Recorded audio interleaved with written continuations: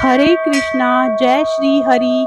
ओम नमः शिवाय। प्रिय भक्तजनों, आज बृहस्पतिवार के दिन आप बृहस्पति देव की बड़ी ही दुर्लभ कथा सुनेंगे। इस कथा को सुनने से भक्तों की सभी मनोकामनाएं भगवान बृहस्पति देव की कृपा से पूर्ण हो जाती हैं। तो आइए बड़ी ही श्रद्धा और प्रसन्नचित मन से इस कथा को सुनते हैं। भारतवर्ष में एक प्रतापी और दानी राजा राज्य करता था। वह नित्य गरीबों और ब्राह्मणों की सहायता करता था। यह बात उसकी रानी को अच्छी नहीं लगती थी। वह ना ही गरीबों को दान देती थी और ना ही भगवान का पूजन करती थी और राजा को भी दान देने से मना किया करती थी। एक दिन राजा शिकार खेलने वन को गए हुए थे तो रानी महल में अकेली थी। उसी समय बृहस्पति देव साधु वेश में राजा के महल में भिक्षा लेने के लिए गए और भिक्षा मांगी तो रानी ने भिक्षा देने से इनकार कर दिया और कहा, हे साधु महाराज, मैं तो दान पुण्य से तंग आ गई हूँ। मेरा पति सारा धन लुटाते रहते हैं। मेरी इच्छा है कि हमारा धन नष्ट हो जाए, फिर ना रहेगा बांस और ना बजेगी बांसुरी। साधु ने कहा, देवी तुम तो बड़ी ही विचित्र हो। धन संतान तो सभी चाहते हैं, पुत्र और लक्ष्मी तो पापी के घर में भी होने चाहिए। यदि तुम्हारे पास अधिक धन है तो भूखों को भोजन दो, प्यासों के लिए प्याऊ बनवाओ, मुसाफिरों के लिए धर्मशालाएं खुलवाओ। जो निर्धन अपनी कुंवारी कन्याओं का विवाह नहीं कर सकते, उनका विवाह करा दो। ऐसे और कई काम हैं जिनके करने से तुम्हारा यश लोक और परलोक में फैलेगा। परंतु रानी पर उपदेश का कोई प्रभाव नहीं पड़ा। वह बोली, महाराज आप मुझे कुछ ना समझाएं। मैं ऐसा धन नहीं चाहती जो हर जगह बांटती फिरूं। साधु ने उत्तर दिया, यदि तुम्हारी ऐसी इच्छा है तो तथास्तु। तुम ऐसा करना कि बृहस्पतिवार को घर लीपकर पीली मिट्टी से अपना सिर धोकर स्नान करना, भट्टी चढ़ाकर कपड़े धोना। ऐसा करने से आपका सारा धन नष्ट हो जाएगा। इतना कहकर वह साधु महाराज वहां से आलोक हो गए और साधु के अनुसार कई बातों को पूरा करते हुए रानी को केवल 3 बृहस्पतिवार ही बीते थे कि उसकी समस्त धन संपत्ति नष्ट हो गई। भोजन के लिए राजा का परिवार तरसने लगा। तब एक दिन राजा ने रानी से बोला कि हे रानी, तुम यहीं रहो, मैं दूसरे देश को जाता हूँ, क्योंकि यहाँ पर सभी लोग मुझे जानते हैं, इसलिए मैं कोई छोटा कार्य नहीं कर सकता। ऐसा कहकर राजा परदेश चला गया। वहां वह जंगल से लकड़ी काट कर लाता और शहर में बेचता था। इस तरह वह अपना जीवन व्यतीत करने लगा। इधर राजा के परदेश जाते ही रानी और दासी दुखी रहने लगी। एक बार जब रानी और दासी को 7 दिन तक बिना भोजन के रहना पड़ा तो रानी ने अपनी दासी से कहा, हे दासी, पास ही के नगर में मेरी बहन रहती है, वह बड़ी धनवान है, तू उसके पास जा और कुछ लेकर आ ताकि थोड़ा बहुत गुजर बसर हो सके। रानी दासी की बहन के पास गई। उस दिन गुरुवार था और रानी की बहन उस समय बृहस्पतिवार व्रत की कथा सुन रही थी। दासी ने रानी की बहन को अपनी रानी का संदेश दिया, लेकिन रानी की बड़ी बहन ने कोई उत्तर नहीं दिया। जब दासी को रानी की बहन से कोई उत्तर नहीं मिला तो वह बहुत दुखी हुई और उसे क्रोध भी आया। दासी ने वापस आकर रानी को सारी बात बता दी। सुनकर रानी ने अपने भाग्य को कोसा। उधर रानी की बहन ने सोचा कि मेरी बहन की दासी आई थी, परंतु मैं उससे नहीं बोली, इससे वह बहुत दुखी हुई होगी। कथा सुनकर और पूजन समाप्त करके वह अपनी बहन के घर आई और कहने लगी, हे बहन, मैं बृहस्पतिवार का व्रत कर रही थी। तुम्हारी दासी मेरे घर आई थी, परंतु जब तक कथा होती है तब तक ना तो उठते हैं और ना ही बोलते हैं, इसलिए मैं नहीं बोली। कहो दासी क्यों गई थी? रानी बोली, बहन तुमसे क्या छिपाऊं, हमारे घर में खाने तक को अनाज नहीं था। ऐसे कहते कहते रानी की आंखें भर आई। उसने दासी समेत पिछले 7 दिनों से भूखे रहने की बात अपनी बहन को विस्तार पूर्वक सुना दी। रानी की बहन बोली, देखो बहन, भगवान बृहस्पति सबकी मनोकामना को पूर्ण करते हैं। देखो शायद तुम्हारे घर में अनाज रखा हो। पहले तो रानी को विश्वास नहीं हुआ, पर बहन के आग्रह करने पर उसने अपनी दासी को अंदर भेजा तो उसे सचमुच अनाज से भरा एक घड़ा मिल गया। यह देखकर दासी को बड़ी हैरानी हुई। दासी रानी से कहने लगी, हे रानी, जब हमको भोजन नहीं मिलता तो हम व्रत ही तो करते हैं, इसलिए क्यों ना इनसे व्रत और व्रत की कथा विधि पूछ ली जाए ताकि हम भी व्रत कर सके। तब रानी ने अपनी बहन से बृहस्पतिवार व्रत के बारे में पूछा। उसकी बहन ने बताया, बृहस्पतिवार के व्रत में चने की दाल और मुनक्का से विष्णु भगवान का केले की जड़ में पूजन करें तथा दीपक जलाएं, व्रत कथा सुने और पीला भोजन ही करें। इससे बृहस्पति देव प्रसन्न होते हैं। और व्रत और पूजन बताकर रानी की बहन अपने घर को लौट गई। 7 दिन के बाद जब गुरुवार आया तो रानी और दासी ने व्रत रखा। घुड़साल में जाकर चना और गुड़ लेकर आई, फिर उससे केले की जड़ तथा विष्णु भगवान का पूजन किया। अब पीला भोजन कहाँ से आए, इस बात को लेकर दोनों बहुत दुखी थी। चूंकि उन्होंने व्रत रखा था इसलिए बृहस्पति देव उनसे प्रसन्न थे। इसलिए वे एक साधारण व्यक्ति का रूप धारण करके 2 थालों में पीला भोजन दासी को दे गए। भोजन पाकर दासी बहुत प्रसन्न हुई और फिर रानी के साथ मिलकर भोजन ग्रहण किया। उसके बाद वे सभी गुरुवार को व्रत और पूजन करने लगी। बृहस्पति भगवान की कृपा से उनके पास फिर से धन संपत्ति आ गई, परंतु रानी फिर से पहले की तरह आलस्य करने लगी। तब दासी बोली, देखो रानी, तुम पहले भी इस प्रकार आलस्य करती थी, तुम्हें धन रखने में कष्ट होता था, इस कारण सभी धन नष्ट हो गया, और अब जब भगवान बृहस्पति की कृपा से धन मिला है तो तुम्हें फिर से आलस्य होता है।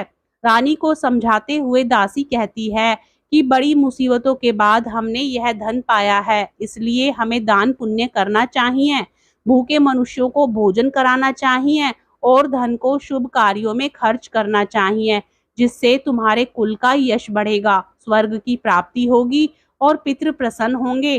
दासी की बात मानकर रानी अपना धन शुभ कार्यों में खर्च करने लगी, जिससे पूरे नगर में उसका यश फैलने लगा। उधर एक दिन राजा दुखी होकर जंगल में एक पेड़ के नीचे आसन जमाकर बैठ गया। वह अपनी दशा को याद करके व्याकुल होने लगा। बृहस्पतिवार का दिन था। एकाएक उसने देखा कि निर्जन वन में एक साधु प्रकट हुए। वह साधु वेश में स्वयं बृहस्पति देवता थे। लकड़हारे के सामने आकर बोले, हे लकड़हारे, इस सुनसान जंगल में तू इतना चिंता मग्न क्यों बैठा है? लकड़हारे ने दोनों हाथ जोड़कर प्रणाम किया और उत्तर दिया, महात्मा जी, आप सब कुछ जानते हैं, मैं क्या कहूँ। यह कहकर रोने लगा और साधु को अपनी आत्मकथा सुनाई। महात्मा जी ने कहा, तुम्हारी स्त्री ने बृहस्पतिवार के दिन बृहस्पति भगवान का निरादर किया है, जिसके कारण रुष्ट होकर उन्होंने तुम्हारी यह दशा कर दी। अब तुम चिंता को दूर करके मेरे कहने पर चलो तो तुम्हारे सब कष्ट दूर हो जाएंगे और भगवान पहले से भी अधिक संपत्ति देंगे।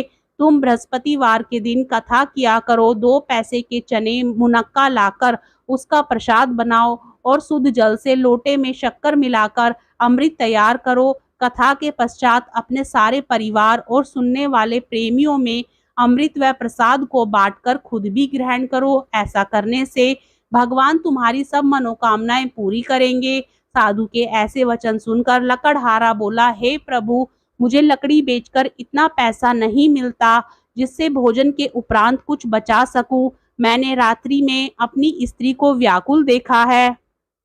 मेरे पास कुछ भी नहीं जिससे मैं उसकी खबर मंगा सकूं, और फिर मैं बृहस्पति देव की क्या कहानी सुनूं? मुझको तो कुछ भी मालूम नहीं है। साधु ने कहा, हे लकड़हारे, तुम किसी बात की चिंता मत करो। बृहस्पतिवार के दिन तुम रोजाना की तरह लकड़ियां लेकर शहर को जाओ। तुमको रोज से दुगना धन प्राप्त होगा, जिससे तुम भली भांति भोजन कर लोगे और बृहस्पति देव की पूजा का सामान भी आ जाएगा। बृहस्पति देव की कथा इस प्रकार है, सुनो। प्राचीन काल में एक ब्राह्मण रहता था।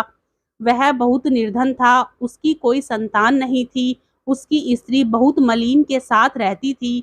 वह स्नान नहीं करती थी, किसी देवता का पूजन नहीं करती थी। इससे ब्राह्मण देवता बड़े दुखी थे। बेचारे बहुत कुछ कहते थे, किंतु उसका कुछ परिणाम नहीं निकला। भगवान की कृपा से ब्राह्मण की स्त्री के कन्या रूपी रत्न पैदा हुआ। कन्या बड़ी होने पर प्रातः स्नान करके विष्णु भगवान का जाप और बृहस्पतिवार का व्रत करने लगी। अपने पूजन पाठ को समाप्त करके विद्यालय जाती तो अपनी मुट्ठी में जौ भर के ले जाती और पाठशाला के मार्ग में डालती जाती। तब ये जौ स्वर्ण के हो जाते तो लौटते समय उनको भी इकट्ठा कर घर ले आती। एक दिन वह बालिका सूप में उस सोने की जौ को फटक कर साफ कर रही थी कि उसके पिता ने देख लिया और कहा, हे बेटी, सोने की जौ के लिए सोने का सूप होना चाहिए। दूसरे दिन बृहस्पतिवार था। इस कन्या ने व्रत रखा और बृहस्पति देव से प्रार्थना करके कहा, मैंने आपकी पूजा सच्चे मन से की है तो मेरे लिए सोने का सूप दे दो। बृहस्पति देव ने उसकी प्रार्थना स्वीकार कर ली। रोजाना की तरह कन्या जौ फैलाती हुई जाने लगी। जब लौटकर जौ बीन रही थी तो बृहस्पति देव की कृपा से सोने का सूप मिला। उसे वह घर ले आई और उसमें जौ साफ करने लगी, परंतु उसकी माँ का वही ढंग रहा। एक दिन की बात है कि वह कन्या सोने के सूप में जौ साफ कर रही थी। उसी समय उस शहर का राजपुत्र वहां से होकर निकला। इस कन्या के रूप और कार्य को देखकर मोहित हो गया तथा अपने घर आकर भोजन तथा जल त्याग कर उदास होकर लेट गया। राजा को इस बात का पता लगा तो अपने प्रधानमंत्री के साथ उसके पास गए और बोले, हे बेटा, तुम्हें किस बात का कष्ट है? किसी ने अपमान किया है अथवा और कोई कारण हो तो जरूर बताओ। सो कहो, मैं वही कार्य करूंगा जिससे तुम्हें प्रसन्नता हो। अपने पिता की राजकुमार ने बातें सुनी तो वह बोला, मुझे आपकी कृपा से किसी बात का दुख नहीं है। किसी ने मेरा अपमान नहीं किया है, परंतु मैं उस लड़की से विवाह करना चाहता हूँ जो सोने के सूप में जो साफ कर रही थी। यह सुनकर राजा आश्चर्य में पड़ा और बोला, हे बेटा, इस तरह की कन्या का पता तुम ही लगाओ, मैं उसके साथ तेरा विवाह अवश्य ही करवा दूंगा। राजकुमार ने उस लड़की के घर का पता बतलाया। तब मंत्री उस लड़की के घर गए और ब्राह्मण देवता को सभी हाल बतलाया। ब्राह्मण देवता राजकुमार के साथ अपनी कन्या का विवाह करने के लिए तैयार हो गए तथा विधि विधान के अनुसार ब्राह्मण की कन्या का विवाह राजकुमार के साथ हो गया। कन्या के घर से जाते ही पहले की भांति उस ब्राह्मण देवता के घर में गरीबी का निवास हो गया। अब भोजन के लिए भी अन्न बड़ी मुश्किल से मिलता था। एक दिन दुखी होकर ब्राह्मण देवता अपनी पुत्री के पास गए। बेटी ने पिता की दुखी अवस्था को देखा और अपनी माँ का हाल पूछा।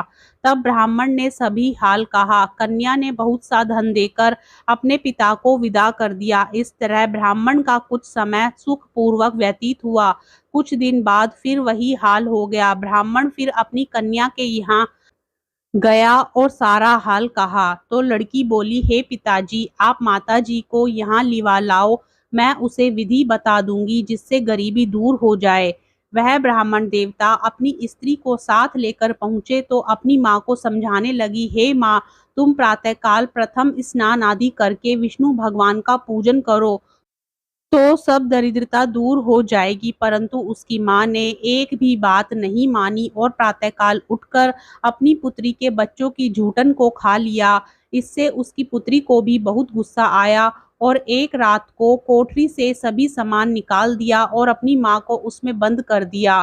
प्रातःकाल उसे निकाला तथा स्नान आदि करा के पाठ करवाया तो उसकी माँ की बुद्धि ठीक हो गई और फिर प्रत्येक बृहस्पतिवार को व्रत रखने लगी। इस व्रत के प्रभाव से उसके माँ बाप बहुत ही धनवान और पुत्रवान हो गए और बृहस्पति जी के प्रभाव से इस लोक का सुख भोगकर अंत में स्वर्ग लोक को प्राप्त हुए। इस तरह कहानी कहकर साधु देवता वहां से अंतर्ध्यान हो गए। धीरे धीरे समय व्यतीत होने पर फिर वही बृहस्पतिवार का दिन आया। लकड़हारा जंगल से लकड़ी काटकर किसी शहर में बेचने गया। उसे उस दिन और दिन से अधिक पैसा मिला। राजा ने चना गुड़ आदि लाकर गुरुवार का व्रत किया। उस दिन से उसके सभी कलेश दूर हो गए। परंतु जब 12वां गुरुवार का दिन आया तो बृहस्पतिवार का व्रत करना भूल गया। इस कारण बृहस्पति भगवान नाराज हो गए। उस दिन उस नगर के राजा ने विशाल यज्ञ का आयोजन किया था। तथा शहर में यह घोषणा करा दी कि कोई भी मनुष्य अपने घर में भोजन ना बनवाए, ना आग जलाए। समस्त जनता मेरे यहाँ भोजन करने आए। इस आज्ञा को जो ना मानेगा उसे फांसी की सजा दी जाएगी। इस तरह की घोषणा संपूर्ण नगर में करवा दी गई। राजा की आज्ञा के अनुसार शहर के सभी लोग भोजन करने गए, लेकिन लकड़हारा कुछ देर से पहुंचा, इसलिए राजा उसको अपने साथ घर लेकर गए और ले जाकर भोजन करा रहे थे, तो रानी की दृष्टि उस खूंटी पर पड़ी जिस पर उसका हार लटका हुआ था। वह वहां पर दिखाई नहीं दिया। रानी ने निश्चय किया कि मेरा हार इस मनुष्य ने चुरा लिया है। उसी समय सिपाहियों को बुलाकर उसको कारागार में डलवा दिया। जब लकड़हारा कारागार में पड़ गया और बहुत दुखी होकर विचार करने लगा कि ना जाने कौन से पूर्व जन्म के कर्म से मुझे यह दुख प्राप्त हुआ है, और उसी साधु को याद करने लगा जो कि जंगल में मिला था। उसी समय तत्काल बृहस्पति देव साधु के रूप में प्रकट हुए और उसकी दशा को देखकर कहने लगे, अरे मूर्ख, तूने बृहस्पति देव की कथा नहीं करी, इस कारण तुझे दुख प्राप्त हुआ है। अब चिंता मत कर, बृहस्पतिवार के दिन कारागार के दरवाजे पर 4 पैसे पड़े मिलेंगे, उनसे तू बृहस्पति देव की पूजा करना, तेरे सभी कष्ट दूर हो जाएंगे। बृहस्पतिवार के दिन उसे 4 पैसे मिले। लकड़हारे ने कथा कही। उसी रात्रि को बृहस्पति देव ने उस नगर के राजा को स्वप्न में कहा, हे राजा, तुमने जिस आदमी को कारागार में बंद कर दिया है वह निर्दोष है, वह राजा है, उसे छोड़ देना। रानी का हार उसी खूंटी पर लटका है। अगर तू ऐसा नहीं करेगा तो मैं तेरे राज्य को नष्ट कर दूंगा। इस तरह रात्रि के स्वप्न को देखकर राजा प्रातःकाल उठा और खूंटी पर हार देखकर लकड़हारे को बुलाकर क्षमा मांगी और लकड़हारे को योग्य सुंदर वस्त्र आभूषण देकर विदा कर दिया। बृहस्पति देव की आज्ञा के अनुसार लकड़हारा अपने नगर को चल दिया। राजा जब अपने नगर के निकट पहुंचा तो उसे बड़ा आश्चर्य हुआ। नगर में पहले से अधिक बाग, तालाब, कुएं तथा बहुत सी धर्मशाला, मंदिर आदि बन गई हैं।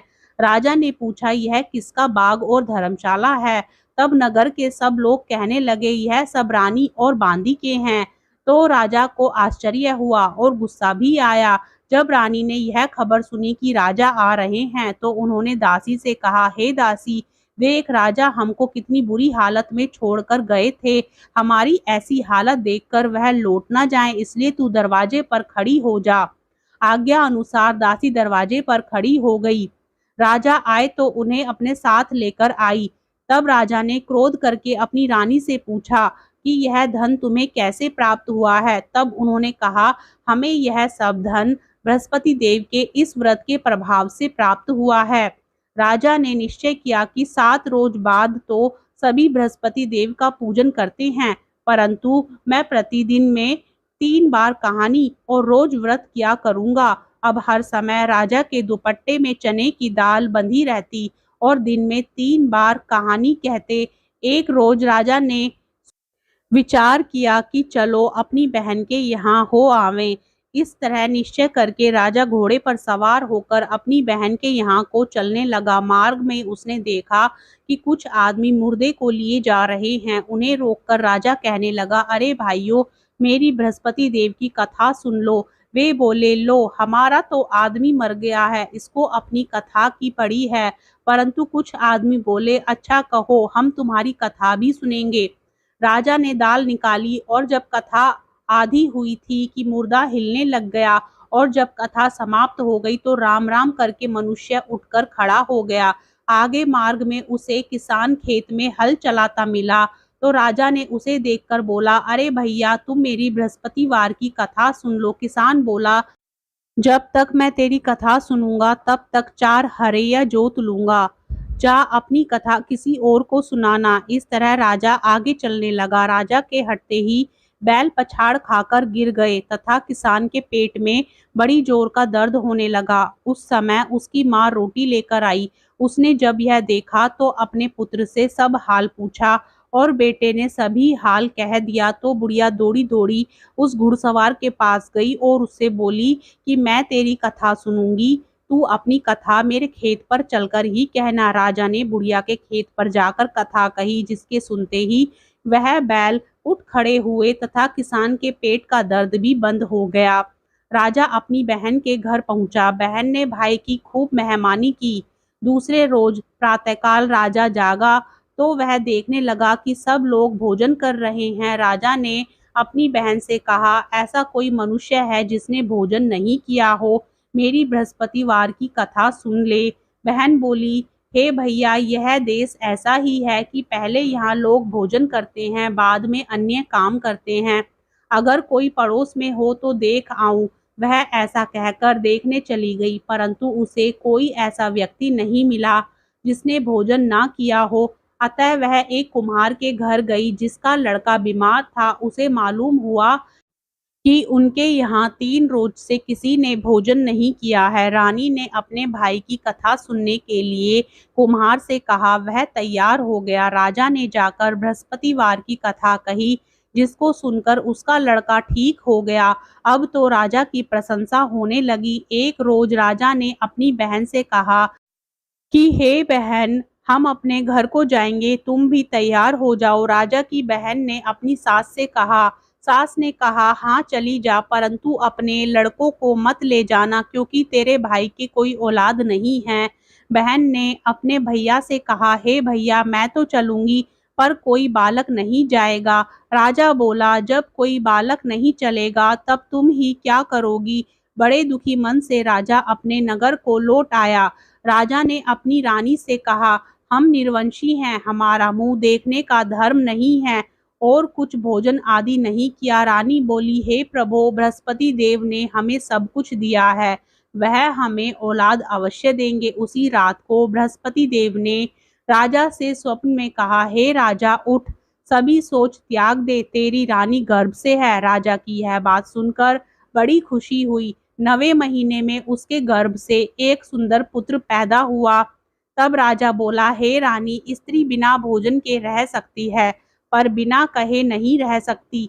जब मेरी बहन आए तुम उससे कुछ मत कहना। रानी ने सुनकर हाँ कर दिया। जब राजा की बहन ने यह शुभ समाचार सुना तो वह बहुत खुश हुई तथा बधाई लेकर अपने भाई के यहाँ आई। तभी रानी ने कहा, घोड़ा चढ़कर तो नहीं आई, गधा चढ़ी आई। राजा की बहन बोली, भाभी, मैं इस प्रकार ना कहती तो तुम्हें औलाद कैसे मिलती? बृहस्पति देव ऐसे ही हैं, जिसकी जैसी मनोकामनाएं होती हैं सभी को पूर्ण करते हैं। जो सद्भावना पूर्वक बृहस्पतिवार का व्रत करता है एवं कथा पढ़ता है अथवा सुनता है, दूसरों को सुनाता है, बृहस्पति देव उसकी सभी मनोकामना पूर्ण करते हैं। बृहस्पति देव उनकी सदैव रक्षा करते हैं। जो संसार में सद्भावना और सच्चे हृदय से बृहस्पति देव का पूजन करते हैं, उनकी सभी मनोकामनाएं उसी प्रकार पूर्ण होती हैं जैसे राजा और रानी ने बृहस्पति देव की कथा का गुणगान किया। उनकी सभी इच्छाएं बृहस्पति देव ने पूर्ण की। मनुष्य को हृदय से उनका मनन करते हुए जयकारा लगाना चाहिए। तो प्रेम से बोलिए, बृहस्पति देव की जय, विष्णु भगवान की जय, समस्त देवी देवताओं की जय। अब आप भगवान बृहस्पति देव की आरती श्रवण कीजिए। ओम जय बृहस्पति देवा, जय बृहस्पति देवा, छिन छिन भोग लगाऊं, कदली फल मेवा। ओम जय बृहस्पति देवा, तुम पूर्ण परमात्मा, तुम अंतर्यामी, जगत पिता जगदीश्वर, तुम सबके स्वामी। ओम जय बृहस्पति देवा, चरणामृत निज निर्मल, सब पातक हरता, स्वामी सब पातक हरता। सकल मनोरथ दायक, कृपा करो भरता। ओम जय बृहस्पति देवा, तन मन धन अर्पण कर, जो जन शरण पड़े, प्रभु प्रकट तब होकर, आकर द्वार खड़े। ओम जय बृहस्पति देवा, दीन दयाल दयानिधि, भक्तन हितकारी, स्वामी भक्तन हितकारी। पाप दोष सब हरता, भव बंधन हारी। ओम जय बृहस्पति देवा, सकल मनोरथ दायक, सब संशय तारो, स्वामी सब संशय तारो। विषय विकार मिटा संतन सुखकारी। ओम जय बृहस्पति देवा, जो कोई आरती तेरी प्रेम सहित गावे, ज्येष्ठानंद बंद सो निश्चय वह पावे। ओम जय बृहस्पति देवा। बोलिए श्री बृहस्पति देव भगवान की जय। मित्रों, कथा को सुनने के पश्चात वीडियो को लाइक जरूर करें, चैनल को सब्सक्राइब करें और कमेंट बॉक्स में श्री बृहस्पति देव भगवान की जय जरूर लिखें।